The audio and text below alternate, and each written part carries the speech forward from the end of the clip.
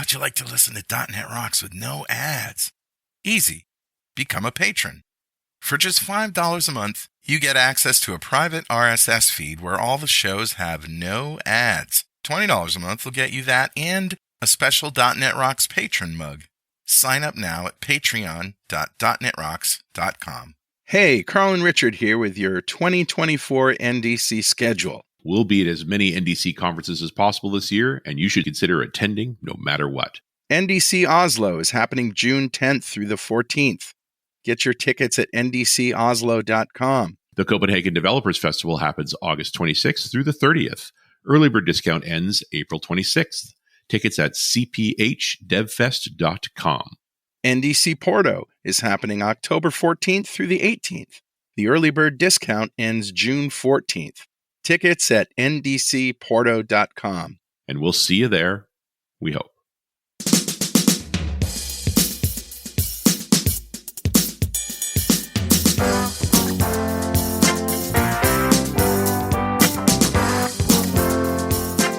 Hey, guess what? It's .NET Rocks, and guess where? In Seattle at Build. I'm Carl Franklin. And I'm Richard Campbell. And wow, we're here with a couple of C# legends, but we are in a podcast booth with some fabric walls, no ceiling, and a whole bunch of other podcasters. Yeah, a few other shows going. At the moment that we're recording, Amanda Silver's in one room, and Mark Rasinovich is in another room. So it's quite an all-star cast. And by room, we mean poles with fabric stretched over them. Around them. Yeah. But we'll see what these headsets are good. So hopefully the crosstalk is not too bad. Yeah, hopefully. I mean, it feels like I'm landing a plane. Well, it's really built for like the NFL. Yeah. So you feel like you're planning a kickoff. So I'll be color. There you go. You can do the play-by-play.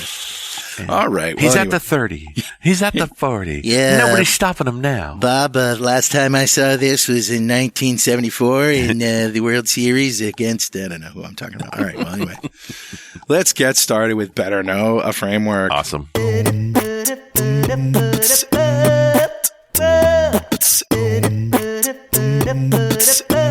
All right, man, what do you got? I found this cool thing called terminal.gui. What is terminal.gui? Terminal.gui is a toolkit for building rich console apps for .NET, .NET Core, and Mono that works on Windows, the Mac, and Linux or Unix.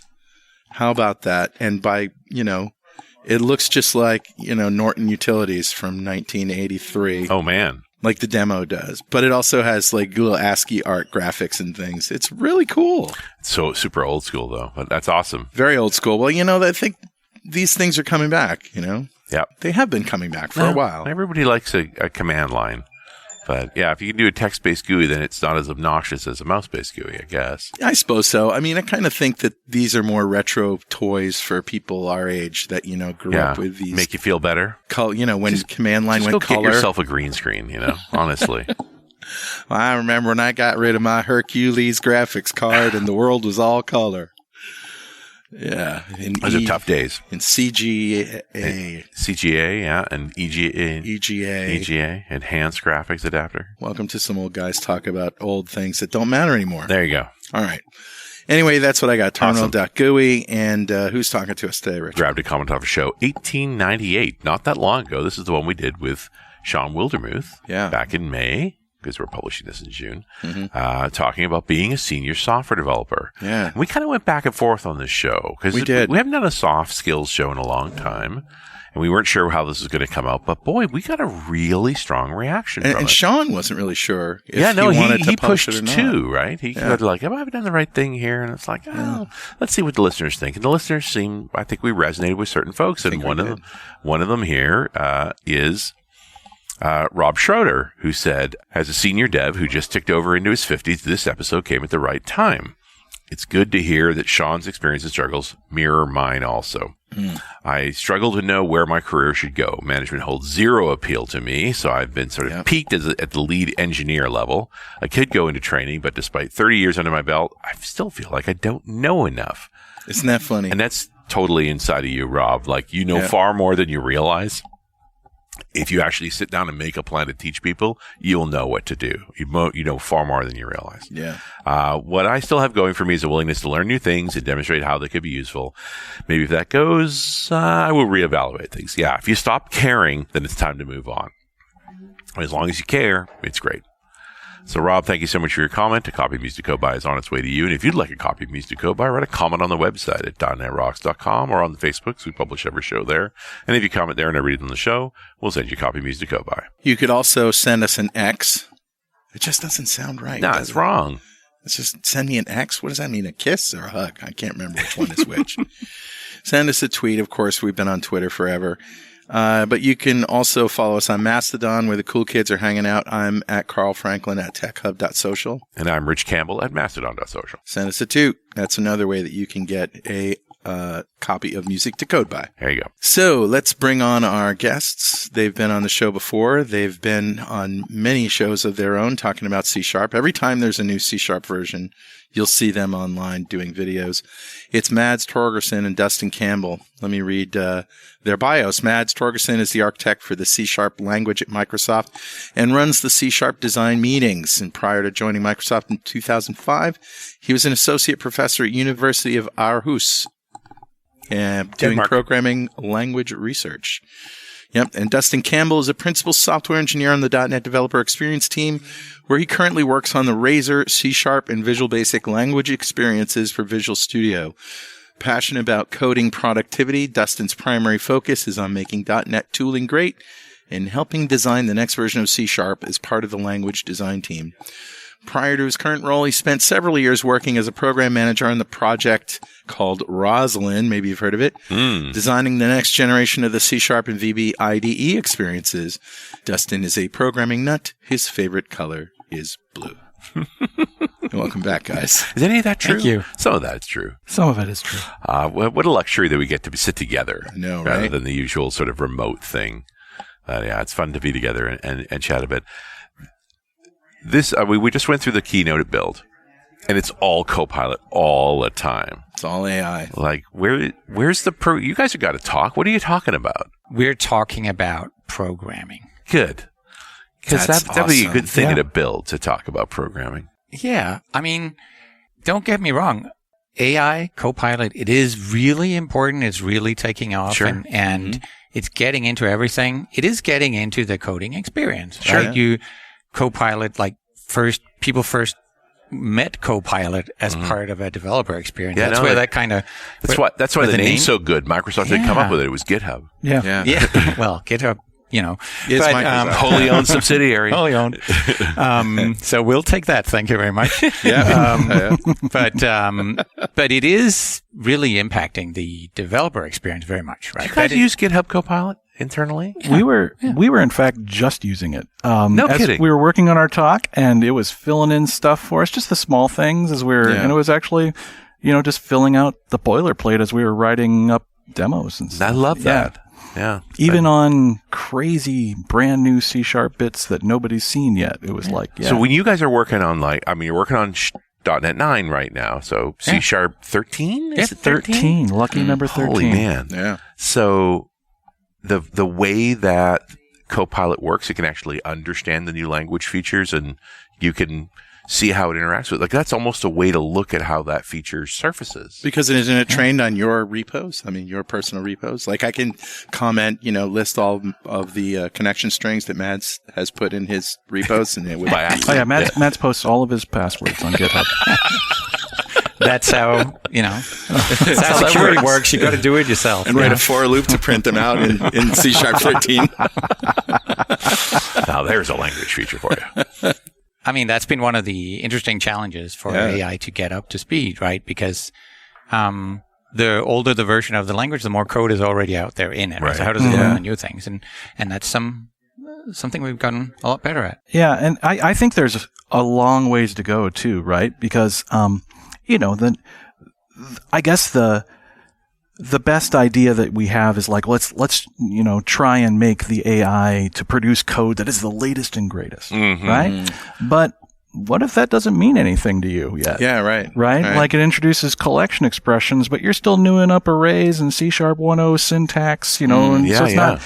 And so I like the idea that, if we can get AI to the place where it's almost as if you asked it a question and responded in your own voice, where it can just look at your code and produce code that is essentially you look at it and it's friction free. You're comfortable in C#7. Yeah. So that's the code I'm going to spit out for you. Yeah. I know I'm on C#9, I'm on C#13, whatever. But I haven't 7. used any of those features yet, and I really don't know what that does. Yeah. So, but this was a like conversation we had ages ago about how we're going to manage the fact that you maintain backward compatibility, so all that code always runs, but still encourage people to use the new features. And you said tooling. And this looks like tooling. Like that. This is the tool that, while I'll spit you out your C#7, I'll say, hey, would you like to see what this looks like in 13? Because you can do it this way, and it's maybe a little terser, a little clearer. All of those things seem to me to be really compelling for developers to say, this still runs, but you could have it this way instead. Yeah. And lead them to the path of using the new features. Yes. And we do that often already, even without the use of Copilot, without AI. The IDE just has a lot of that coded in. Right. Yeah. And the interesting is that how that interplay evolves between what Copilot feels like suggesting based on the model that it's referring to versus literally on probability. Yes. Yeah. Versus the deterministic, but sort of needs to be hand-rolled a little more, things that we also have built in. Sort of IntelliSense, IntelliCode type technologies. Yeah, code fixes that suggest using new features and that kind of thing. Yeah, I can tell you from experience that when I asked ChatGPT to write me a console app that does X, it creates a main and a submain in the program and all that stuff. Whereas you guys have completely simplified that in several, even a couple versions ago. Yeah, it takes time to get that stuff trained on. Even to have code out there that's writing that way or has best practices and all that kind of thing to sort themselves out. In the perspective of GitHub Copilot, where it's parsing public repositories, it's not only that you have to put the feature out there, it's that somebody has to code against it enough times that it rises in probability as a correct answer for a large language model. Yes. Yeah. So when you said that you want it to be as natural as, talking to somebody who's very much like yourself, is there going to be a way soon, or is there a way, GitHub Copilot to say, this is the version of C# language that I want to use, and you should spit out everything like this? I even want it to be more like it's hand in hand with some of the IDE tooling that we have. Yeah. If the AI can give us more than text, more than just code, give us some semantics. Here's what I was trying to do. Yeah. And the IDE is like, I've got the whole project here. I know what's in there. Like, they don't do that, but they do this. Yep. And it might be C#10, but they might be still using they might use a smattering of features and different things. All right, so you don't want to have to tell the tool anything. It should read the code that's there and say, "Hey, this is how you write your code. Let me write code like this for you." Yes. Yeah. All absolutely. Right? That's legit. Well, you can say the version of C# they're using in your CS proj file, right? Sure. But it's not there by default, right? Not by default. It's the latest by default. The latest by default. And that might not be what your program looks like. It also might be, it might make a suggestion that looks completely different than the code you're looking at. Yeah. And so then there's friction. Should I accept this the suggestion or that kind of thing. So I'd love it to just get friction free and just kind of be able to speak in your language, right? I've said this before, that, there are people who are kind of hesitant to trust AI, but, code is one of the places where it really shines because you can test it immediately. It's not like it's giving you a fact that you are then going to regurgitate and you could look like a complete idiot or worse, right? You're getting some code and it runs or it doesn't run. Yeah, the compiler has a say. Yeah. IntelliSense has a say. Yeah, of course. There's these things called tests that some people write. Of course. Yeah. You're just talking crazy talk, Mr. Campbell. That's not a thing. Oh, yeah, those tests that an AI wrote for you. That's it. That's right. First generate me unreliable code. Your company is doing that. So, that's how they get you. Yeah. First, I generated code that didn't work. Then I wrote tests around it, so it passed anyway. But wouldn't it be great, though, if we could have tests for everything that AI outputs? Just like everything that the large language model says. It's just that sooner or later, you actually have to use your brain and your eyes to look at it and go, is that a real test? Is that what we want to validate? Right. But then it begs the question that, well, if we need to be smarter than the AI, then what's the use of an AI? Just save keystrokes. Yeah, it's right? productivity. It's productivity. It saves time. Oh, I get it. It was a rhetorical question. Oh, I see. Right? I actually turn it off a lot of times. there's a button in Visual Studio where I can turn it on and off, and I turn it off a lot of the time because when it makes a suggestion, I find my ADHD brain finds myself staring at that code and trying to understand what it's doing, as opposed to what I really wanted was like a blank slate. So I think and start filling it out. Isn't that that's a very interesting definition. It's like, how many times do you want the blank slate versus the blank slate is stopping you? You get to that blank slate and you're like, I don't know what to do. Yeah. And describing it to the tool actually helps you know what to do. Absolutely. What I do is I ask for comments. I ask comment every line of code. Oh, cool. And it will do that. To parse existing code. No. When you want it to, let's say, generate a method that does X. Okay. And when in this generated code, I want you to comment every line. Right. Tell me what you're doing. Help you with parsing, right? For understanding. It'll do that. That's a great idea. No. Iambic pentameter. Of course. I like iambic septameter better. I think it's more fun. I want you to comment every line of code in rhyming couplets. Write a sonnet. That's it. I know it's just a machine, but it feels a little cruel, actually. Yeah, I know. I know you want to say I'm sorry, but I'm sorry. Or, thank you. I'm going to need you to write that. Thank you very much. I use the iambic pentameter trip to show people what overflowing the token buffer looked like. Because it was the first thing I said is everything you should say to me is an iambic pentameter. And I'd just keep asking it things. And after a certain point, when it overflowed, that would scroll off and suddenly it would drop. And so it was just like, look, then this is also, look what it said. It got weird because it had a portion of a set of tokens. This is older versions and stuff, but it was just like ways to remind people this is software and it's not intelligent. So should we talk about C#? Oh, yeah, that's what we're... Pardon? There's this thing right now where every conversation degenerates into AI at some point. Yeah. We just went straight there. Yeah. We can regenerate from that. Yeah, we go there first to get it out of the way. Move on. So what's new, Pussycat? You're making a new language, a new version of the language. New version again. Yeah. It happens every year now. Is that good? Yes. Not everybody thinks so. I do know that there's folks out there. We certainly get the emails every so often. It's like, oh, so fast. So fast. He did look at me when he said that, too. Yes, I did. But it was not necessarily because it was not to imply that you had a different opinion. More, I think that the perception, when we come out every year, the perception of speed is certainly different, right? Because the number of times you have to, or you feel you have to go and reorient yourself and figure out what's up now is, more frequent. Well, but I mean, the PM in me, and I know that's a out of style term, but the PM in me says, are we building features that can ship in a year because that's what we have for time? So that's one of the risks. Yeah. I feel that I don't feel that the overall velocity of C#'s evolution is actually higher. I feel like we ship deltas more often, where you get like the first down payment on a feature that immediately gives you value, and then the next round. So we did collection expressions, for instance, C# 12. There'll be a few more things based on that in 13 and in 14, maybe in 15. So at the end of all of that, you'll have the same amount of feature. It will just have come out in increments. And I almost wonder if that helps people use it because it's a small step in each version. It possibly helps some people.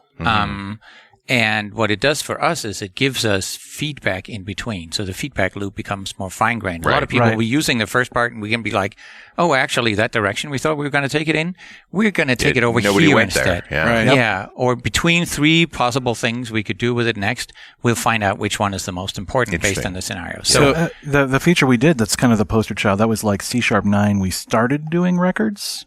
And then continued doing records in C# 10. And then continued doing records in C# 11. But really, it was kind of when we first did it, it was a question of like, what did we need to do? Yeah, what's the goal here? To make sure that our future selves were equipped in order to do the next things, whatever those might be, depending on what people really needed next. And you said that there were features that you may have started, like in C# 9, that won't even come out until now. How many of those are there that took 4 or 5 years to...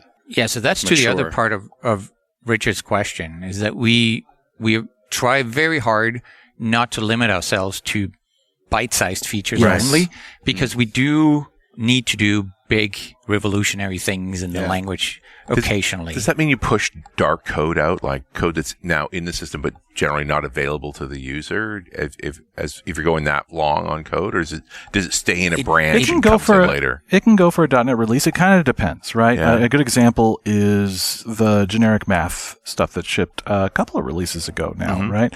But that actually shipped as an experimental preview in like an SDK before that, because we needed a couple of releases to get the runtime support to do things like static abstract members on interfaces, which we did, which was a whole thing. And is that just time to interact with the other teams? It's bake. Right, as well, to see if it's like, okay, is this hanging together? Does this actually meet the scenario? Let's get some people that are, kind of front runners that want to really play with this to try it out, but we still need to get it out there for them, and so we've shipped it with an experimental flag. Right. Yeah. I mean, because what you were describing with records is that you kept adding features to records over time. That was more of like so a there's Russian always doll bits we kind could of thing, do. But it's interesting to say, like, you knew where you wanted to go, or you thought you knew where you wanted to go, and then you decomposed it into steps you could fit into the interval, and then at each interval, the customer pressed against it and maybe changed it for you. Yes. Well, Roslyn was like that, wasn't it? It took a few years to come to It go certainly from. was. Yeah. And another example, maybe the most extreme example in the language, is pattern matching. Yes. Which came in C#7, I Yeah, think. C#7. And it was the most basic of things when you look back on it, but it introduced the notion of patterns, and it unified switch statements and is expressions around this notion of patterns. It had like that core, we're turning a page. Here's a whole new thing.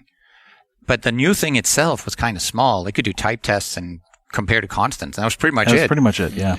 But then from there, we knew we had thought ahead enough that we knew we had syntactic headroom to keep adding. And then it was a question of rinse and repeat for release after release after release. We added various forms of recursive patterns and list patterns and conditional patterns and all those things. That wasn't even the right order. No, ranges and everything, yeah. And it just sometimes doing it that way really helps the feature get right. You need to make sure that you think ahead enough that you haven't just designed yourself into a dead end. Right. That the direction you want to go, now you can't go there. Right.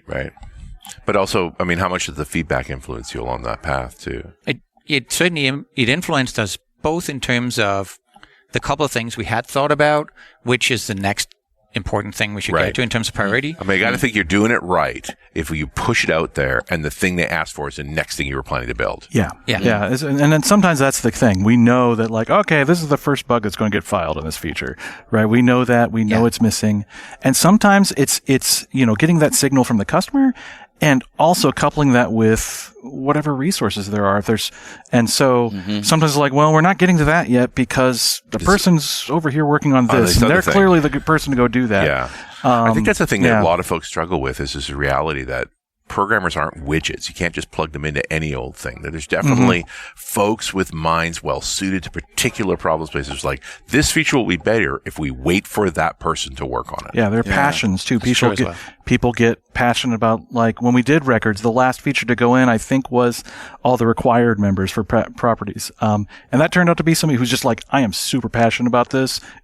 I feel that it's broken until we do this. And so they went after it and made it happen. Yeah. And made it more robust accordingly. How much is discoverability a feature? Because I mean, you guys are always adding things.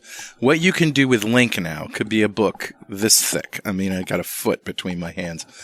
And I guess what I'm asking is, do you get customers that say, it'd be really great if C# could do this? And the answer is, oh yeah, just do this Link. C# can do that. Do that. Yeah, that happens. And I mean, there's discoverability just in terms of sort of document. How do I find out what? Yeah. But then there's what also do you search for? There's also literally like the discoverability feature of pressing dot and seeing what you get. What comes out. Yeah. Like a feature we're going to be showing at Build here is about that. Is about actually adding discoverability of APIs as as part of your programming experience. But there is a question about, we talked about before with AI, and the same goes for things like Stack Overflow, like sites that give you answers to how do I do this, they're lagging, right? They're like, they'll give you yesterday's best answer if you search. And so there's always a challenge of how do we help people realize what is the best thing you can do today. Right. Yeah. And to that end, what it really means is the different ways that you can construct, let's say, a link statement. You know, if you do something like with from, X equals parentheses from blah, blah, blah in, or if you just do list.where, like those are two different ways to do sort of the same thing with two different syntax trees. And so if you know how to do those and you're good on the fundamentals, then when you press the dot, that you'll find the new stuff. Well, I think, and you bring up an interesting example because the success of C# 3.0's extension methods has kind of been through the roof over the last 10 releases. And it's much easier to press dot and discover the next thing I need to do with those extension methods than to go, how did I do it? Group by? I don't remember what the syntax for that is in query expressions, but I can sort it out when I press dot. And so that's actually one of the main features we're looking at for C# 13, what we're going to show, which is, extensions that taking more than extension methods, but, going further, extension properties, being able to, add extension static methods for a type. I think you got the slogan for C# 13, just press dot. Just press dot is good. That's not bad at all. We've been talking about that as like, the ability to discover. Yeah, that's fine. That's fine. I know what to send you back. Yeah, okay. Yeah. Dear idiot. I was thinking guitar strings or something, but okay, yeah. It's funny how much IntelliSense counts. Like just, it's you try turning that off and working. Oh my. It's especially amazing. with Copilot. Yeah. I mean, it's the power of, the popularity of TypeScript is really about is that tree effect? Yeah. It's about, Yeah, we've been using very preliminary bits for our presentation here because what we are showing only ships in another 6 months from now. Right. So this is a rough version of C# 9. So occasionally, C# 13. C# 13. 13. So occasionally the IDE just goes blank on us with these bits and you're back in the 80s. Yeah. Wow, this is hard. I have to type the whole name of this member. So many clicks. Especially with the naming conventions we have. They're really made for completion, Yeah. Or those designed to be completed. Those awkward times when you write a comment that you think Copilot's going to pick up on, you press enter and nothing happens, and you're like, hello computer. Hello. And if it could speak, it would say, shut up, I'm thinking. Yeah. I'm looking at the C# line GitHub in the milestones category, and so there's versions for 10 and 11 and 12 and so forth, and needs more work and backlog and working set and anytime, and my favorite of all, likely never. Yeah. It's very polite, don't you think? Likely never. Likely never. You could have just said no. Or how about the standard Microsoft answer? Why would you ever want to do that? Yeah, but it's not. It's actually not just about politeness. It's a little bit about mindset as well. Yeah. Like you want to keep an open mind. It's like we can't imagine that right now. Yeah. Right. But who knows? Like maybe in 2 or 3 years or 10. That's actually just maybe this was actually an insight of sometime in the future we're going to need this. Maybe you were ahead of your time with this. As opposed to that's just a crazy idea, and we're going to likely never. Yeah. So we and I'm only half joking. Like we really do try to. Yeah. You got to stay open to this. It's the only way to thrive long term, right? Like this, that. Maybe it will come back around. It's a crazy idea only today. Right. At this point in time, likely never. Likely never. And with that, gentlemen, I interrupt for one moment for this very important message. And we're back. It's .NET Rocks. I'm Richard Campbell. That's Carl Franklin. Yo. We're here in a strange room called the Elliott Bay Room at the Convention Center in Seattle for Build, sitting with our friends Mads and Dustin, talking a bit about how C# gets built. Obviously, new version coming. And the very open process of, it's, you want to know what's coming in C#? It's in the GitHub repository. Yeah. You can pick up those bits and compile them and play with your own version if you hate yourself, you have those choice.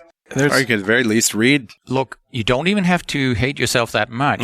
You can go use a tool. That's not our tool, but there's a website called sharplab.io where you can go and play with the different branches. Yeah.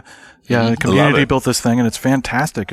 Yeah. So you literally can pick a version of a beta version or alpha version of feature branch out of the Roslyn repo. And just go for it. A feature branch that is building, let's say, params collections. Like that feature branch, you can just go and play with that and see what the feature looks like. So this was built by the community. Do you use it?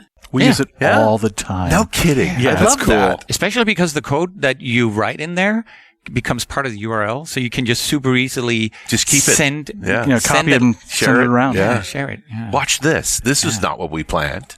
We do it all the time in the C# language design meeting. It was like, what does that admit? Nobody remembers, right? It's like, just go. Somebody writes it up in SharpLab. And here's what it does. Yeah. Somebody's eyes glazes over for a moment. You know they're typing it up in SharpLab right now. To see what we actually do with that. The SharpLab guys just got some serious free advertising. They did. We love you all. Yeah, from Microsoft. I don't think there's any money in it for them, but no, of course not. They got the glory though. Definitely created a service. It is a wonderful thing. Makes a difference for them. Yeah. Andre Shecklin, Ashmind, SharpLab on GitHub. It's beautiful. It looks right. Like as soon as I see that, it's like, I know what to do with that. Like off you go. You can tinker away. But you can pick the version. That's amazing. Here's Richard Campbell playing with it live on radio. That's right. What could be better? What could go wrong? I'm sorry. Well, as long as we're looking at things, I'm just the podcasting listeners need to know that I look to my right and I see the Paramount Theater. Yeah. And like we're two sides of this room are glass looking out at the wonder that is the gray weather of Seattle. Yes, because they put the audio podcast in the room with the best view.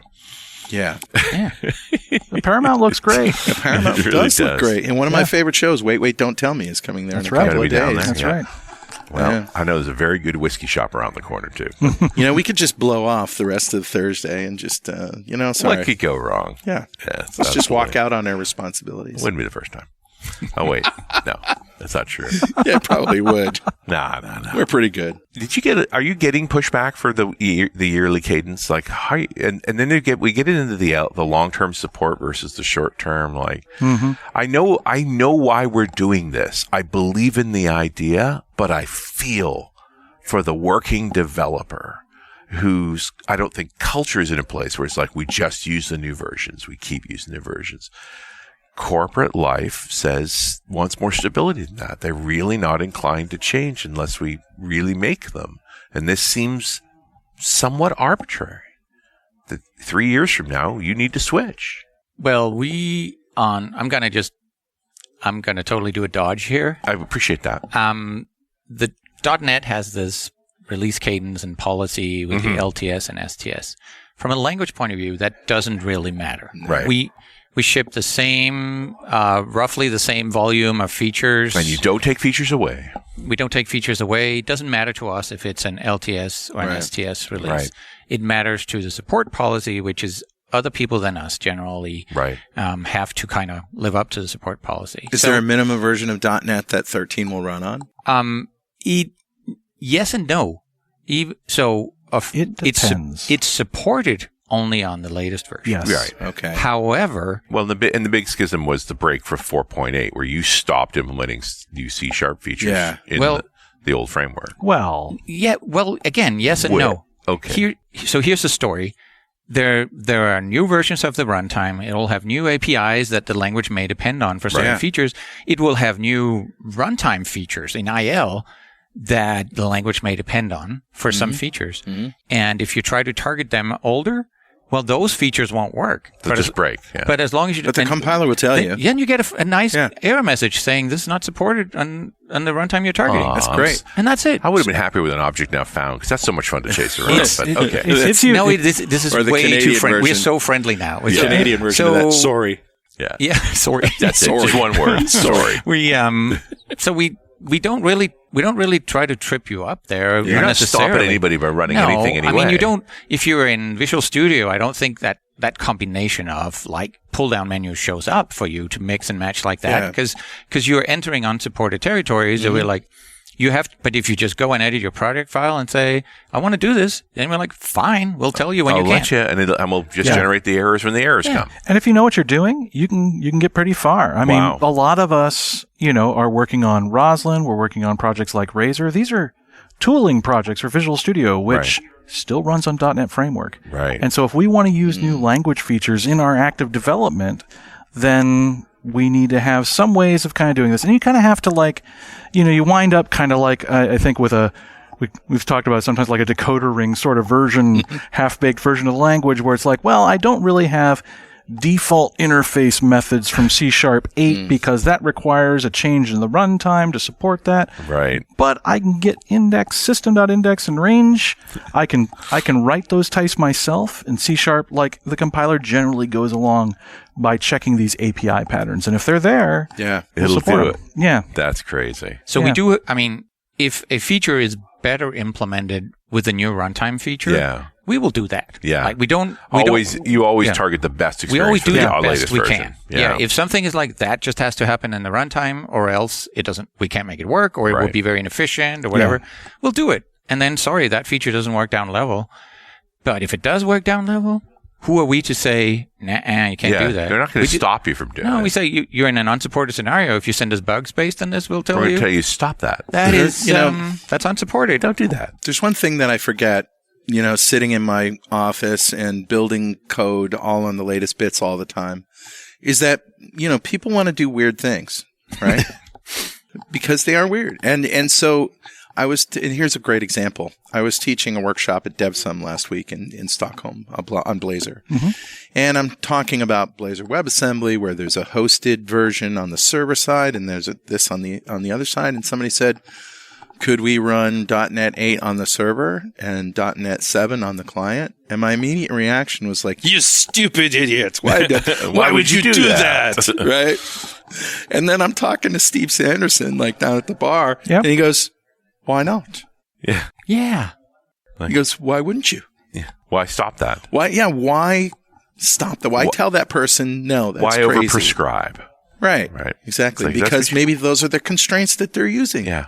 But the fact is, that'll work just fine. I mean, and sometimes it's some of our, largest customers, some of our biggest .NET lovers that have to stay back a while, right? They can't go forging ahead. They're not nimble enough or whatever. So it's in those cases, sometimes, And guess what? They can squeak by. .NET's pretty good. It lasts for a long time. Yeah. It's legit. It's legit. Is there an end to this? How many language features do we need? They're going to say, we're done. No. You got a roadmap up to 15 and then you're going to retire? We're going to move to D now. Forget C#. I remember when I was new at Microsoft. Yeah. One of the first PDCs I went to when Anders Heilsberg was still in charge of C#. Right. And I got to tag along with him to an interview like this. It was probably 2006, right? Something like that. Yeah. I don't think it was you, but it could have been. Yeah, probably. And somebody... we were there. And they asked the question, can you keep at this? And Anders was like, not forever. I mean, we probably have one or two good versions left in us. And we're talking version 3 at that time. Yeah. And it just turned out that, hey, this isn't so bad. No. You imagine this kitchen sink train wreck situation if you keep adding stuff. But somehow we've managed, it seems we managed it pretty well to keep adding things to the language that somehow makes life simpler for developers, not more complicated. Yeah. I think we focus a lot, and in this release we've been talking about a lot, right? We focus a lot on, adding features or expanding features that you already use, taking out roadblocks that you would hit with an existing feature, and really kind of making it so that, because it's true that languages do have a capacity for big ideas, right? Yeah. And you only get so many big ideas. And so we spend a lot of time investing in features that maybe aren't giant ideas, right?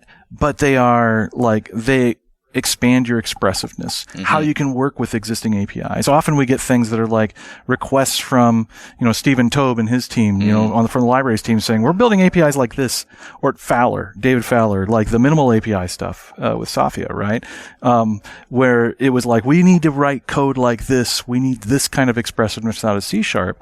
And it causes us to kind of just take a look at the features we already have and say, well, how can we make those better? And they sound like big features, but they end up being kind of, adjustments to things that just make things kind of more satisfying to use. Do you guys usually start with extension methods in terms of when you're experimenting with new features? No.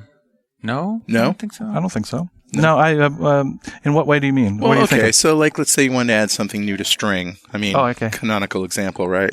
So you do a string extension library and just add your features in there. Yes, I think that, but that's more like the library people. Yeah. Certainly when people are prototyping, should I put this new member or these new members on an existing type? They will start out with extension methods if they happen to be instance methods. And if not, well, up until C# 13, they wouldn't have been able to. But now, of course, they can just be able to. Or soon. Tell. I mean, they'll be able to add extension properties or extension indexers or extension static, this or that, or operators. And that's new in 13.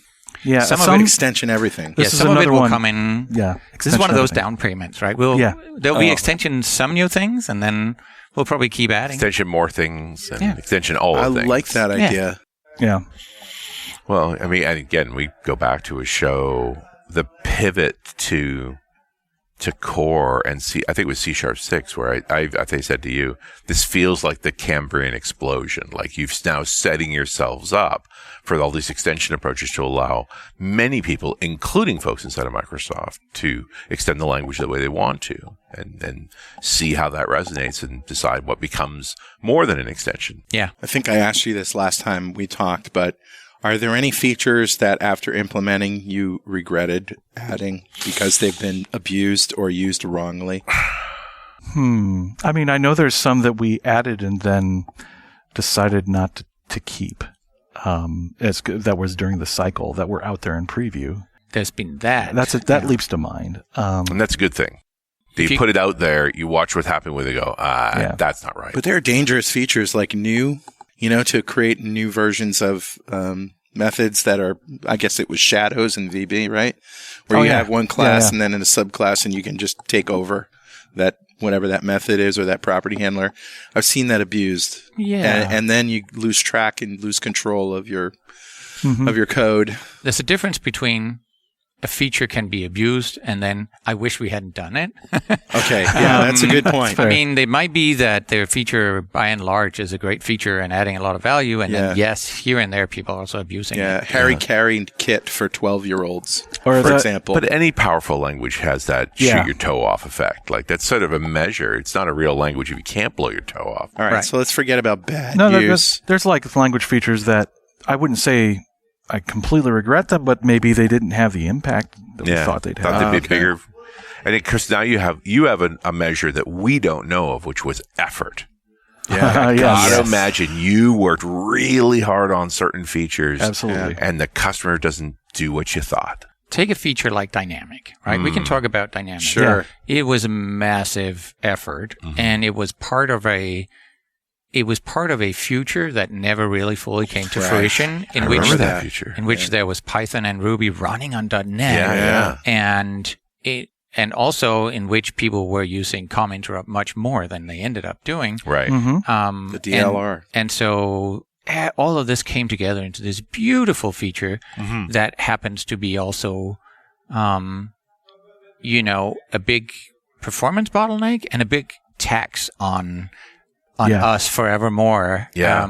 And so, as I recall, it generated lots of IL. Yeah, it did, and it became a hindrance for other directions we wanted to go. And when .NET Native was happening, it became a problem. Like, how do we, compile this in native code? Because it turns out that the impact it had was Newtonsoft JSON. Yeah. Right. People used it for JSON, and so then it wound up in a lot of apps. But in this, then it made it harder to compile them to native code and all that sort of thing. And you can't take it out. Yeah. No, but correct. But I also want to point out, even even as it has those drawbacks, and that even as things didn't go the way we imagined when we designed it, sometimes you see code where people are using it, you're just like, yeah, all right, okay, I see that now. That's cool, So would we have done it that same way if we had known how the world would have gone? Sure. Probably not.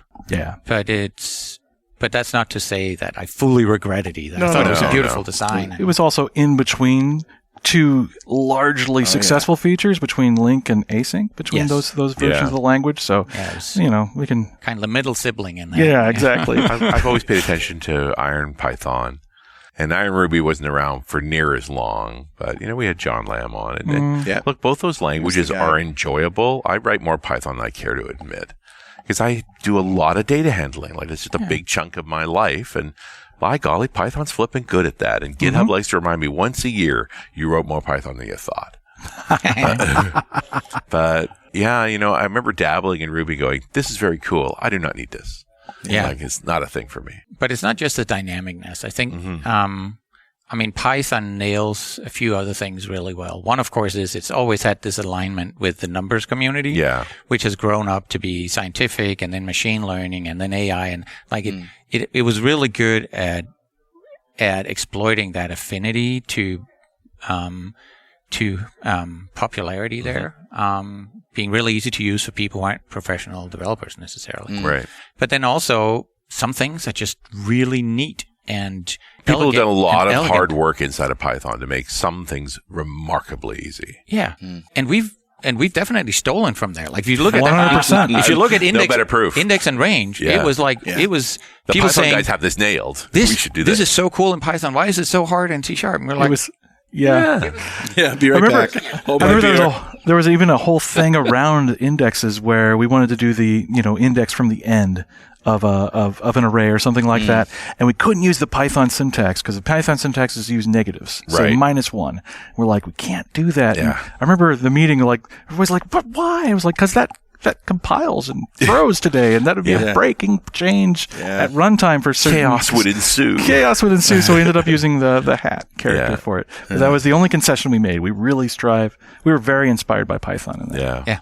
Because there's features in C# that have gone everywhere. Like async await's gone everywhere. JavaScript. yes. It is a better way to think about asynchronous execution.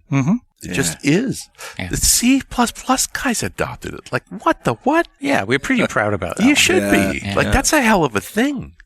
But it's like, and it's interesting to think in terms of when people have it right, copy it. Yeah. Because everybody's happier, and it's a compliment. Yeah. You got this right. This was the right way, and so we should use it. Yeah. Absolutely. And we've definitely, as you just mentioned, we've done our share of the being heavily inspired. Yes.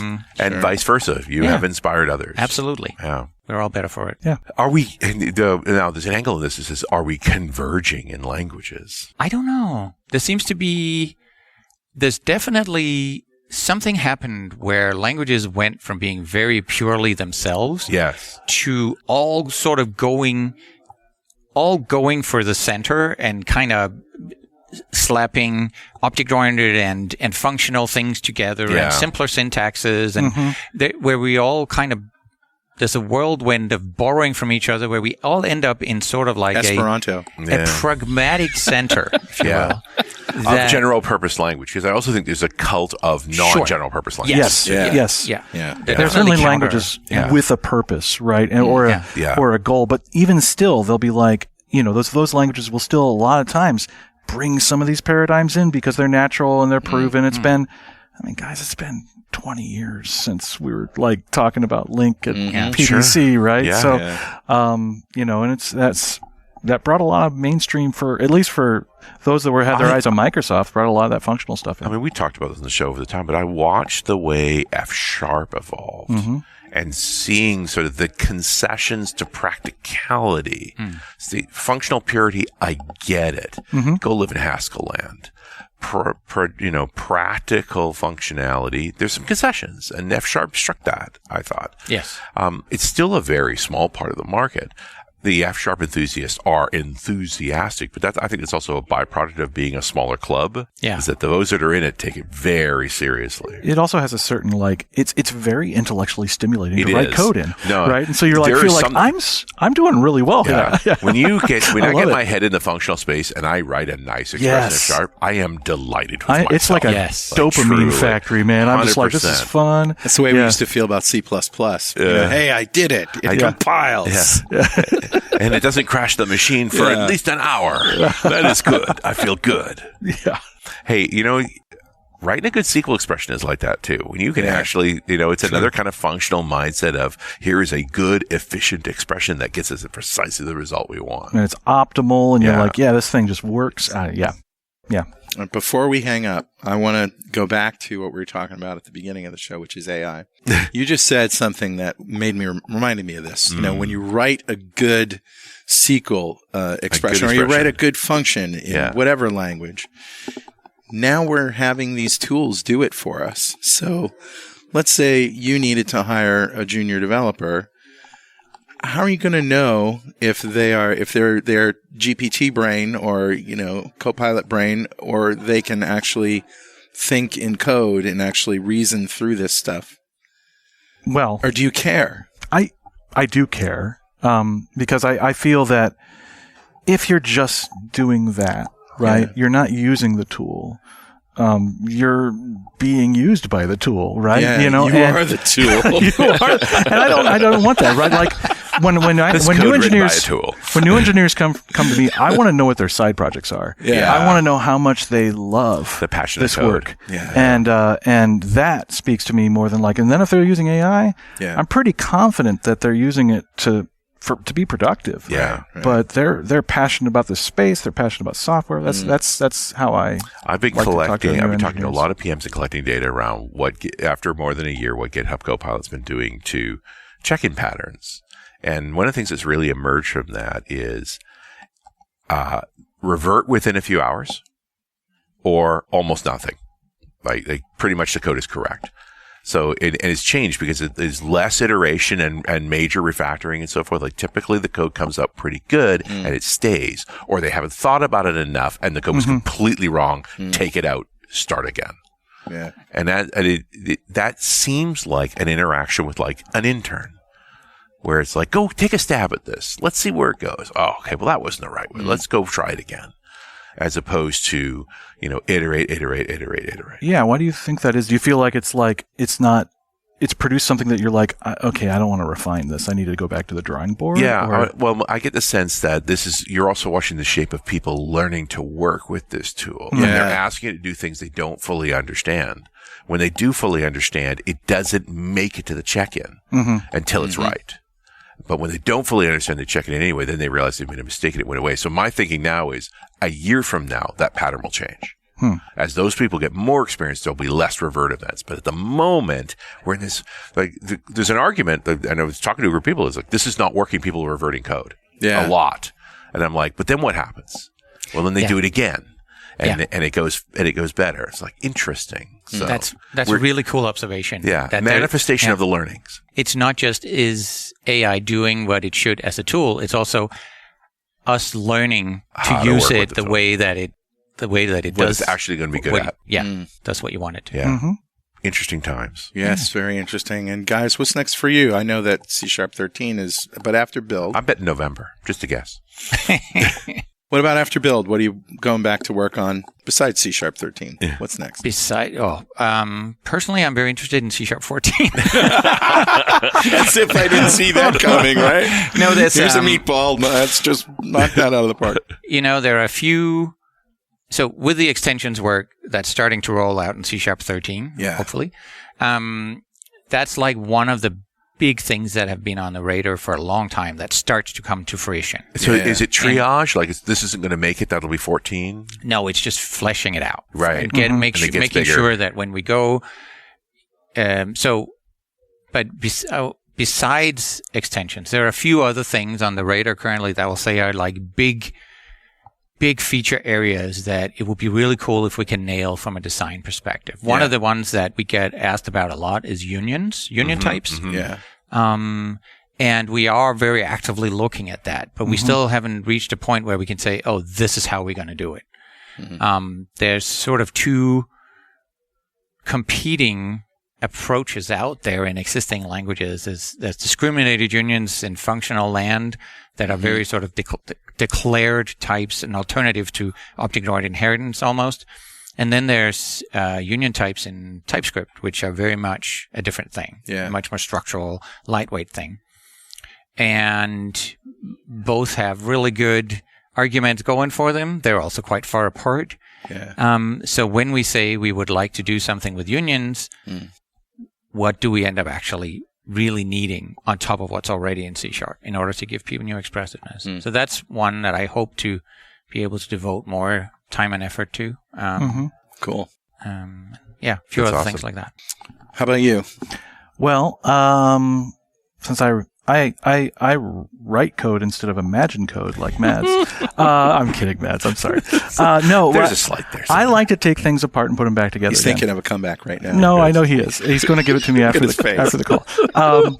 But I like to take things apart and put them back together again. And so right now I am working on that for Razor tooling and compiler. It's something that a lot of our customers write a lot of Razor code, and it's also at the forefront and importance of like things like Blazor and some of the most important platforms. So I'm trying to get that tooling stack with the help of some very smart people there, trying to get that really turned around into something that we can feel like is going to be lightweight and successful. That's awesome. Yeah. All right, guys. Well, I think that's it. Thanks very much, and have a great rest of your time at Build. Thank you very much. Always a pleasure. Yes, definitely for us too. And we'll see you next time on .NET Rocks.